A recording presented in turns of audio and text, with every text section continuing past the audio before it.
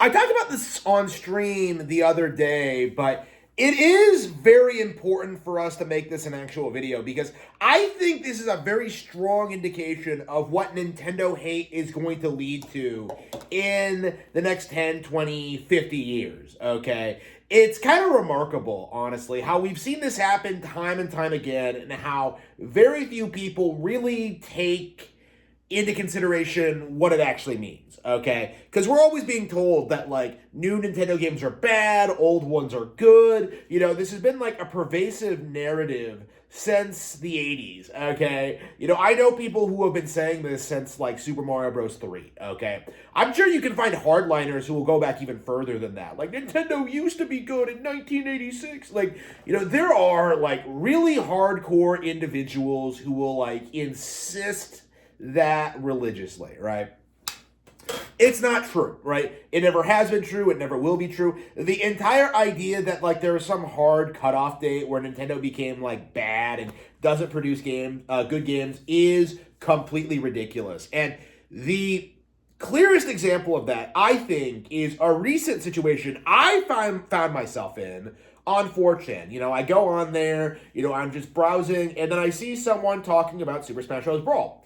And if you know anything about Brawl or its reputation, you know that when this game came out, there was this huge push in the community to try and write Brawl off, to try and destroy the Wii, destroy Nintendo, say this was some hugely, massively disappointing release, that Nintendo was dead, that Smash Bros. Was dead, that, like, this killed all the momentum behind Melee. You know, people would keep playing Melee for years afterward. You know, Brawl was a failure in the eyes of the terminally online gaming community, okay? You know, you had guys producing mods to make it more like Melee. You had, like, the FGC coming out, like, downplaying Brawl. Like, you know, there were all these situations that kind of indicated that, like, the community at large hated Brawl, hated everything about it, that the game had no redeeming qualities whatsoever, and it was a bad video game, right? That was what we were told, right, for over two decades, honestly. Because, well, I mean, it's not quite 2 decades yet, but yeah, like, you know, 18 years, okay? You know, 18 years we've been told this, that, like, Brawl was supposed to be this huge, hardcore game on Wii, but Sakurai disappointed us. He let us down and produced casualized slop for people who play Wii Fit and Wii Sports. Like, now Nintendo's dead, it's doomed. And so this led to that era of people, like, crying about Nintendo, crying about casualizations in games, crying about how Nintendo used to be good, right? Like, Brawl was, like, the poster child for that for a very, very, very long time. It was seen as this game that was supposed to be good, that was supposed to be hardcore, that everyone was looking forward to, and then it just underwhelmed everyone. You know, everyone hated Brawl, okay? That was the narrative for years, okay? Like, ever since launch, that's the narrative. And what's become apparent to me over time, you know, as someone who grew up with Brawl, who's played it extensively, who's very familiar with the game, who's seen other people play the game, who's talked about this online, who thinks about the game constantly.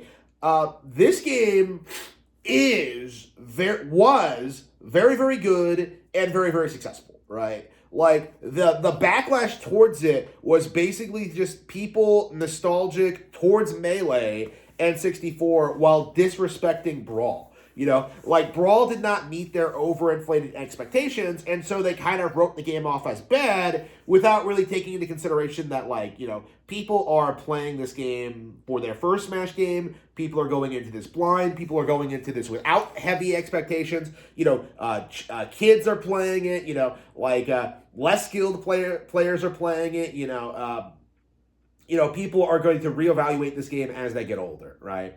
And that's been the process that I've gone through, you know, over the past several years. Because on one hand, yeah, I do still feel that Brawl is, like, the worst Smash Bros. Game in the sense where it's, like, the one that I've gone back to the least, other than like the original N64, which I never really liked that much. Like Brawl is a game that like I think doesn't have like as much interesting content. I was disappointed with this trophy system. Like the campaign wasn't as interesting as I would like. You know, the arcade mode wasn't as good as Melee's in my opinion. Like the character roster wasn't that big of an upgrade. Like, you know, there's so many things about Brawl that you can say was underwhelming and wasn't good, but like as a whole, Brawl is an amazing experience, okay? Brawl does have a lot of things that I look back on very fondly. You know, it introduced me to, it's what got me really interested in Fire Emblem.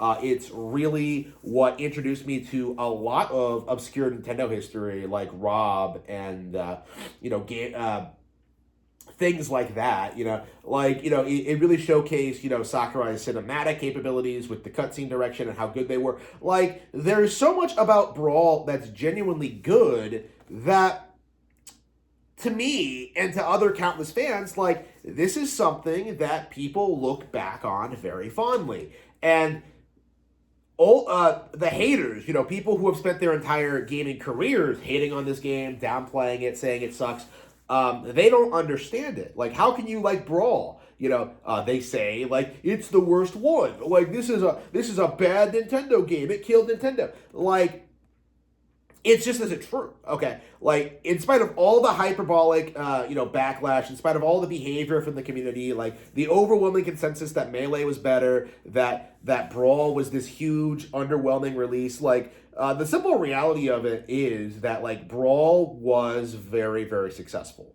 It was a very, very good game that a lot of people got a lot of mileage out of, and as a result of that, people genuinely became fans of that game.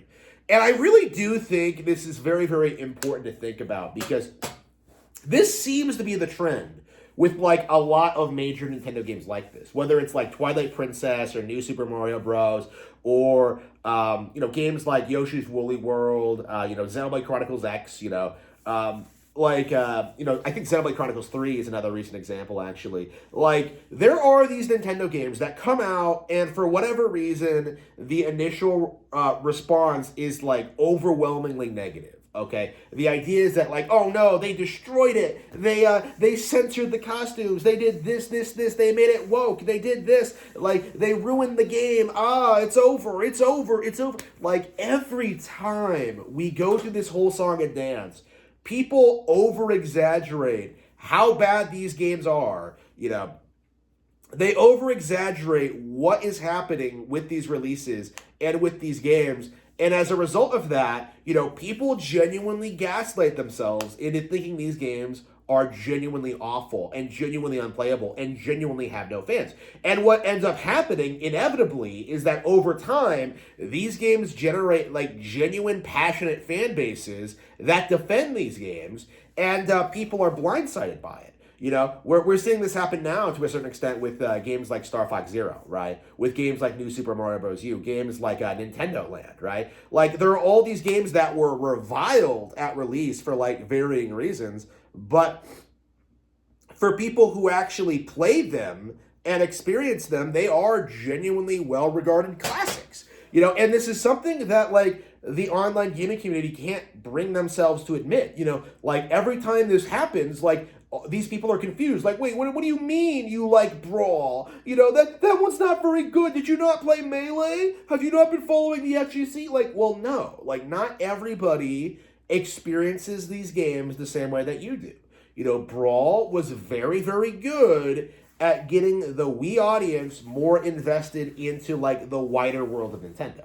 You know, like, it was a very good entry point for people to become more interested in the company and its legacy. You know, like, plenty of people started with Brawl and not with Melee, you know, and I'm sure there are plenty of people who prefer Brawl to Melee. You know, I myself, you know, would play both quite a lot during Brawl's heyday, because, like, you know, Brawl has things that Melee doesn't, you know, like features, characters, stages, you know, music especially is way better in Brawl. Like, there's so much in these games that are just, like, mind-blowing, and I just find myself very, very, very, very confused at just how myopic the community is, because they genuinely believe that like when a game comes out, they can kind of dictate what it is and like how it's received, and that's set in stone forever. Like you can't go back and reevaluate games as they get older. You can't re-release old classics to a new audience and have them appreciate the game because, oh no, that's just a lazy re-release. Like you can't go back and celebrate the successes of Brawl because, oh no, Melee was better. Like it's kind of interesting to see how ingrained the Brawl hate was in the culture. One of the things I always tell people whenever this subject comes up is like, watch that web series, There Will Be Brawl. Okay, because like you will never see a more delusional hot take like millennial like cope about like the state of Nintendo at that time. Like the idea that Nintendo used to be hardcore and used to be cool, and that now they're producing like Wii Fit and slot for casuals, it was like ingrained into the very DNA of that series. And it's so obviously retarded and forced and like makes no sense at all. And it's something that like we really do have to start calling out. Because yeah, obviously you're not going to play as many games as you get older. Obviously, you're not going to, like, spend all your days, like, all your time, like, obsessing over this stuff and talking about video games and caring about Nintendo. Your favorites are always going to be the games that you grew up with playing, like, always. So, like, that doesn't mean the company is becoming bad, and it certainly doesn't mean that, like, the games they're making today are somehow inferior to older ones. In fact, I found that, like, a lot of times modern Nintendo games are quite a bit better than the classics. But because of like the nature of this industry and this community, there's this very desperate kind of like I suppose validation. The idea that like the company peaked when you were like most interested in it and cared about it the most, and it's something that I think we really do need to move past. It's like one of the cringiest things about this community, and like the fact that we keep seeing this happen over and over and over again, whether it's like, Xenoblade 2 fans like spurging about Xenoblade 3, and I'm still not sure why that happens, by the way. Whether it's like, Star Fox Zero haters like going after Zero and saying it killed the IP. Like, there's a lot of examples of this in the community, but it is high time that we really start acknowledging that a lot of the behavior and attitudes people have when it comes to like certain franchises, when it comes to the way certain brands are treated and how games are developed, it is very immature, and it doesn't really respect the community or the developers. A recent example. Nintendo has forgotten about Mario. That's the big hope right now, is that like, oh, we haven't gotten a new Mario game since Odyssey. So you're going to ignore Super Mario Wonder. You're going to ignore the spin-off titles like Brothership, like the Mario Sports games, like Mario Party. You're going to ignore like the upcoming Mario Wonder expansion to create this weird, like hyper-fixated like narrative that like, well, only 3D Mario matters, and we haven't gotten that since Odyssey. Completely ignoring the fact that it actually took us longer to get a new 2D Mario. It's like ignoring the fact that we got a new Donkey Kong game, like from the same developer. It's like, what exactly are you looking for, And I do think this is what really needs to be said about these people and about these mindset, is that like, this really has nothing to do with Nintendo at all. Honestly, at its core, like worshiping games like Melee or Super Mario Bros. 3, it's kind of not kind of. It is nothing more than a desperate attempt to like hold on to your childhood without really moving on and growing up and like discovering new experiences and eventually dying. Okay, you are just coping about the inevitable march of time and are overly nostalgic for the games you grew up with. And it is high time that we as a community reject your nonsense and embrace the future of not only Nintendo, but everything the world has in store for us.